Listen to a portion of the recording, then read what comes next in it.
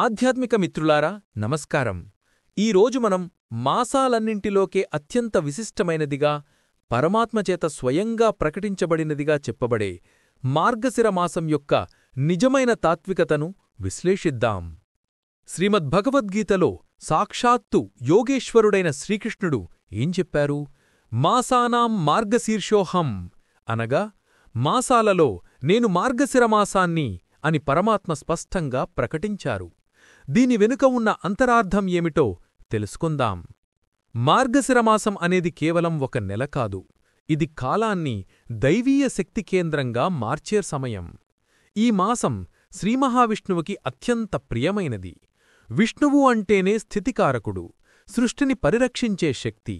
అందుకే ఈ మాసంలో చేసే ఆరాధన, ముఖ్యంగా తులసీదళంతో విష్ణుపూజ, అది మన జీవితంలో స్థిరత్వాన్ని అనగా స్థిర సంపదను అంటే లక్ష్మీ స్థైర్యాన్ని ప్రసాదిస్తుంది.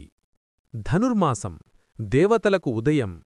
ఈ సమయంలో సూర్యుడు ధనుస్సురాశిలోకి ప్రవేశిస్తాడు. మన లెక్కల ప్రకారం ఇది చలికాలమైనా దేవతల లెక్కల ప్రకారం ఇది వారి బ్రాహ్మీముహూర్తం, వారి ఉదయం. అందుకే ఈ ధనుర్మాసంలో సూర్యోదయానికి ముందే ఆలయాలలో లేదా ఇంట్లో చేసే పూజ దైవానికి నేరుగా చేరుతుంది. మన పూజాఫలం ఎన్నో రెట్లు పెరిగి మనకు తిరిగి వస్తుంది.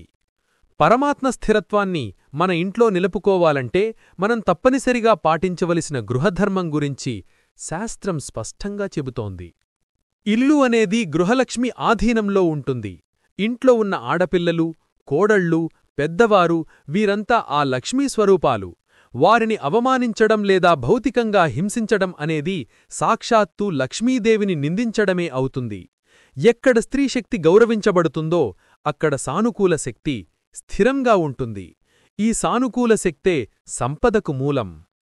కాబట్టి మార్గశిరంలో చేయవలసిన మొట్టమొదటి ఆరాధన మన ఇంటి స్త్రీలకు సముచితమైన గౌరవాన్నివ్వాలి. లక్ష్మీదేవి శుచికి, నియమానికి కట్టుబడి ఉంటుంది. మార్గశిరంలో ఉపవాసం, వ్రతం అనేది కేవలం ఆహారం మానేయడం కాదు. అది మన కక్కుర్తిని, దురాశను అదుపులో పెట్టుకోవడం.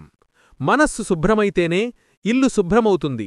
చిత్తశుద్ధి ఉన్నచోటే లక్ష్మీ స్థిరంగా కొలువై ఉంటుంది. మార్గశిరంలో వచ్చే ఆర్ద్ర నక్షత్రం రోజు శివారాధన మహాశివరాత్రికి సమానమైన పవిత్రతను కలిగి ఉంటుంది. ఓం నమః శివాయ అనే పంచాక్షరీ మంత్రాన్ని జపించడం ద్వారా మనస్సు శాంతిస్తుంది. భగవద్గీత పఠనం. ఈ మాసంలో కేవలం ఒక అధ్యాయం లేదా ఒక పేజీ భగవద్గీత చదివినా అది మన జ్ఞానబలాన్ని పెంచుతుంది. జ్ఞానమనేది అత్యున్నతమైన సంపద. మార్గశిరంలో కేవలం ఆరాధనే కాదు, దైవతత్వం అనేక రూపాలలో మనకు దర్శనమిచ్చే పండుగలు కూడా ఉన్నాయి. ఈ పండుగలు మనకు లోక కళ్యాణాన్ని, మోక్షమార్గాన్ని బోధిస్తాయి.